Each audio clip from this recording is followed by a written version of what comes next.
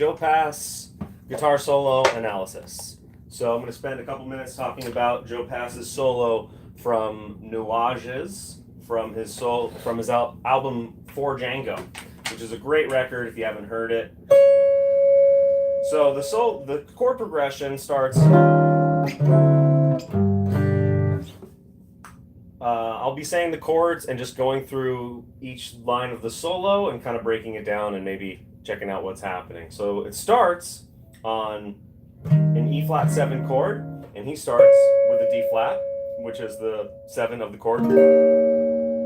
Next chord, D7 flat 9, D7. Really, as the great Joe Pass said, there's really only 3 chords: major, minor, dominant. What else do you want? All the other extensions, have some fun. You could sharp 9, sharp 11, whatever. You're just adding notes to the chord. Major, minor, or dominant is what you really want to focus on. Everything else is kind of extra, my opinion, and also seems to be Joe Pass's opinion as well. So, first note, there's so much contained in this 31, 32 bar solo. So starts off on the E flat, and then when the chord goes to a D7, he does something really interesting, basically a diminished scale, with a couple skips in it.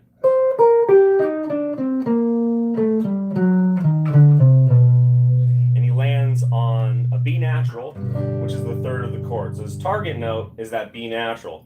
So he waits a beat, so B.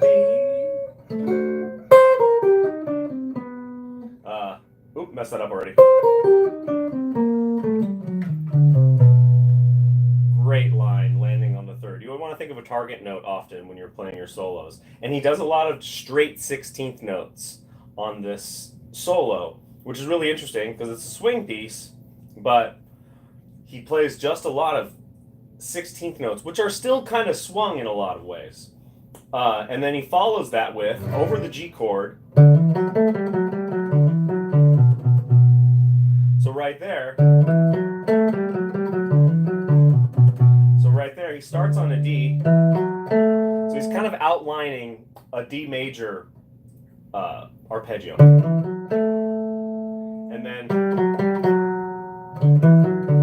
And right there you have a B minor arpeggio over a G chord. So basically G major 7 that he's outlining. Next chord, E flat. Does something really interesting over this next chord. Kind of a whole tone vibe. And then over the same chord.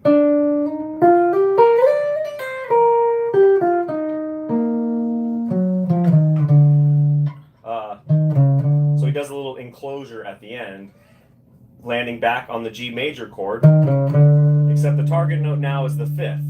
And then he outlines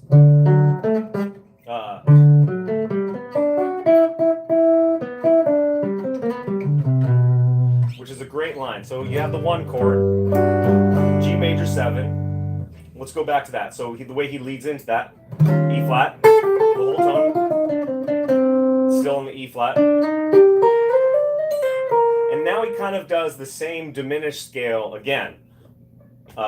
It's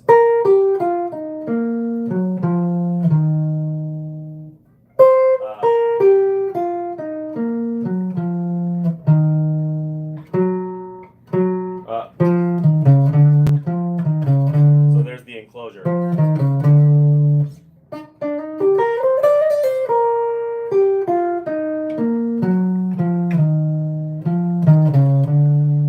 A very cool line. And there's the enclosure. And then over the G chord, he outlines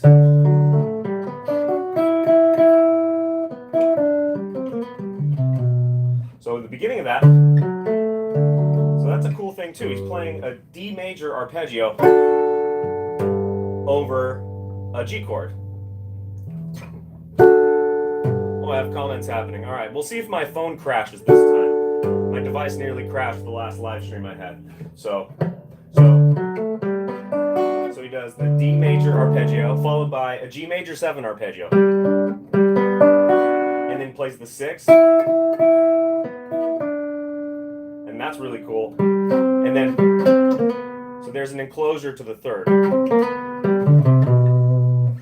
All right, and then the next two chords we have are F sharp major 7, F sharp minor flat 5, B7 to E minor. E minor 7. You can add 7s to all these chords. I'm just going to be saying the basic chord, whether it's I'm better, get better, interesting.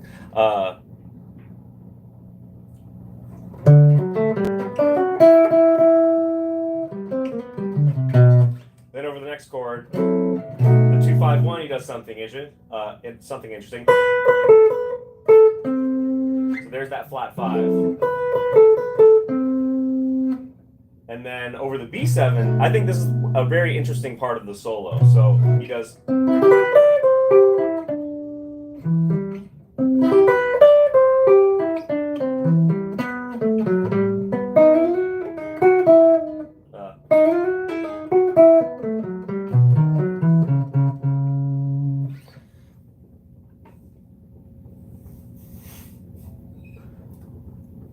All right. So, and over the B7, so he plays a C major 7 arpeggio. See, in fact, a C major 7 9 arpeggio. Oop, I dropped my pick.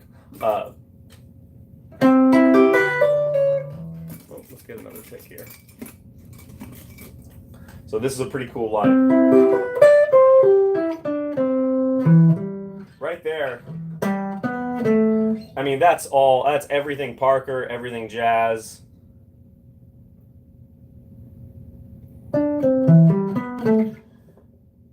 Interesting. Jalen McCone. Get better. Who cares? You're copying people. You but. It's a solo analysis. Really interesting.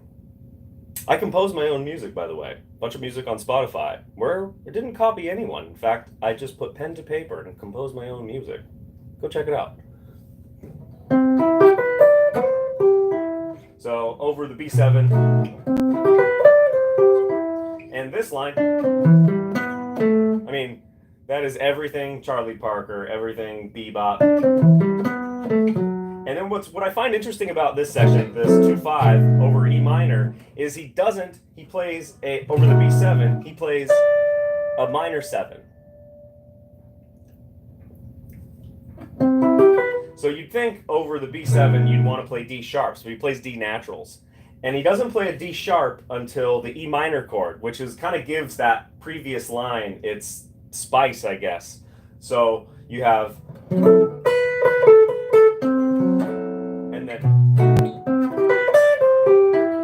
then he even plays the root, and again plays another D natural, and then an enclosure over the third.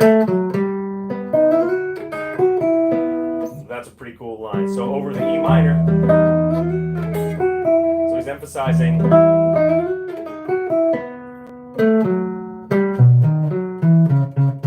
And even there, so over the E minor again, he plays a B major arpeggio. So you have, this slides into the 9, and then an enclosure to the third, and then the B major arpeggio.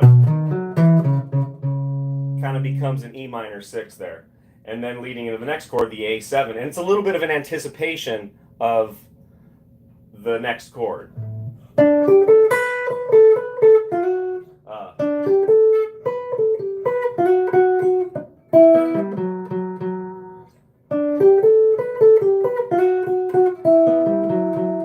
And so over the A7, so over an A7, you'd think, what would you play? A, C sharp, E, G. He plays none of those notes. So he plays, it would be what, A7, it's like A13. And then, so he's hitting that F sharp over the A7 chord. And then he leads into,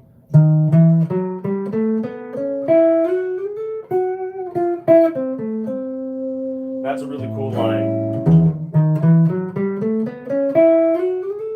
Oop, I played the E, he doesn't play the E.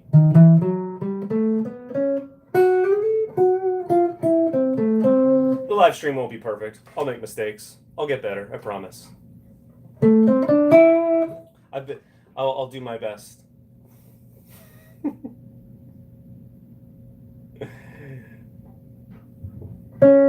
And then we instead of the true Django version, where he does something interesting. And then you kind of hear the in the recording, you hear the comping guitarist play a little note, and it kind of interferes with the guitar line. Now this is a tough line here. He does so over this E7, and I think that last note that they have in this transcription is actually played by the comping guitarist. And then again, over the D7, we do a similar line to the very beginning, the opening passage that we have. He goes. Again, basically the same exact down line to the third. And then, and what I find next interesting about this next line over this, he plays a flat third. And it somehow works. I don't know how it works, but it does. Mr. or Mrs. Jalen is better. I'm better. I'm better. You copy people. Very interesting comments on this live stream. He must be bored. So then, you have we're just kind of outlining the melody.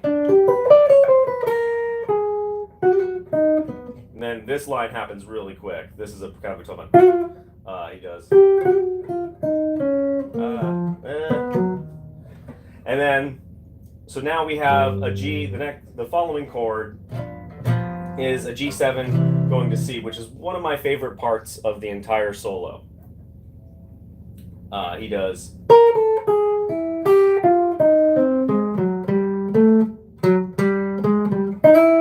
Oop, my bad. Let's get that again.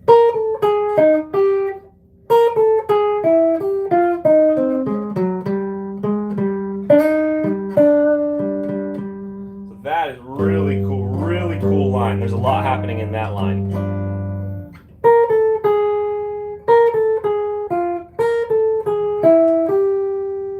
So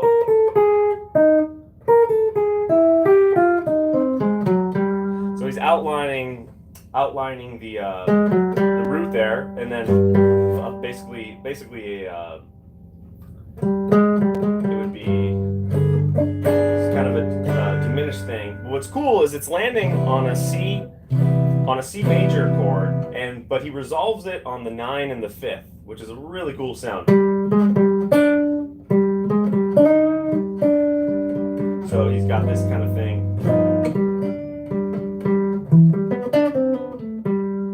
Still on that C. He does something really cool over the C, another one of my favorite parts. Kind of near the end is sort of my favorite part of this solo. So then he does a bunch of consecutive arpeggios. I wish I knew how to, I don't know who Jalen is, but it's just interesting to me. Must have nothing better to do than comment on somebody's live stream. Very, very ponderous indeed. So then he has.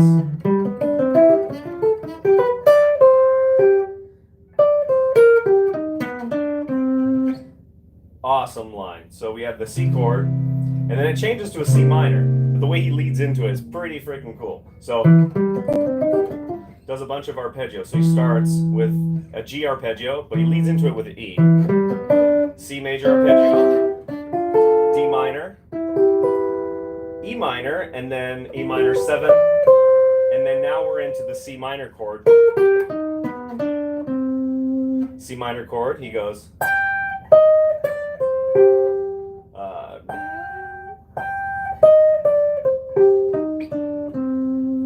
Another one of my favorite resolutions here is. So the chords are going from a minor 4, C minor, to a G major 7. And how does he do that? He goes and over the C minor chord. Ooh, so tasty. I mean, it's almost like he forgets about the C minor completely. And so 6, he's playing B naturals over the 9 and a major 7, and then outlining a B minor chord, and then plays the 6, emphasis on the 6. And then we're getting towards the end of the solo over that G, and then still a G.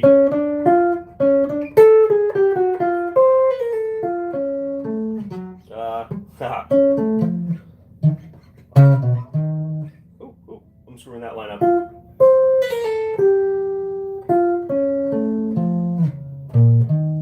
Yeah, that's a doozy of a line. Happens really quick. And then how does he end the solo? And then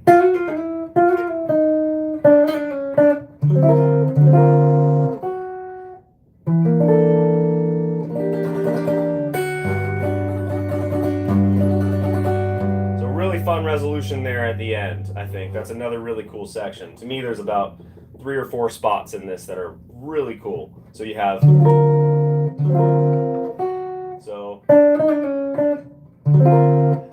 that sharp 9, and then he's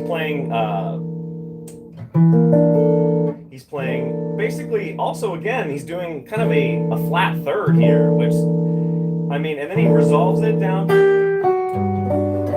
It's just tasty stuff. So again, a couple of my favorite spots are the 2-5-1 in the beginning, and then the B7. Great resolution there. And then let's see if I can get this line right.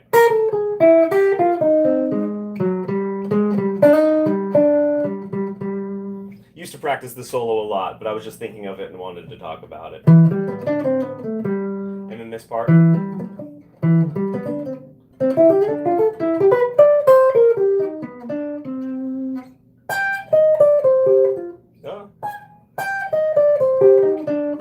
And this one. That line towards the end is really cool. Hope you enjoyed it. Clearly, Jalen did not. But I hope you have a beautiful day, especially you, Mr. McCoon. You are a wonderful human being. Take care. Peace out.